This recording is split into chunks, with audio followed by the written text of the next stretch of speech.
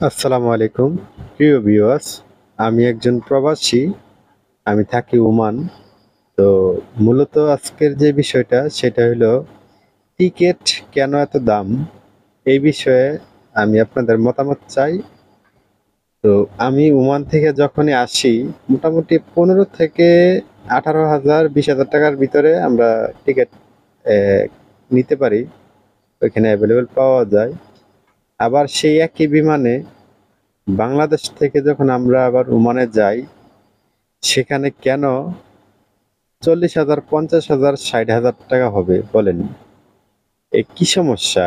আমরা চাই আমাদের এই টিকেটের যে সিন্ডিকেট এগুলা যেন না হয় এবং আমাদের প্রবাসীদেরকে যতটুকু সহযোগিতা করা যায় টিকেটের ব্যাপারে আপনারা অবশ্যই হেল্প করবেন। বর্তমান সরকার ডক্টর ইউনূস ওনার কাছে আকুল আবেদন যেন এই বিষয়টা উনি একটু দেখেন।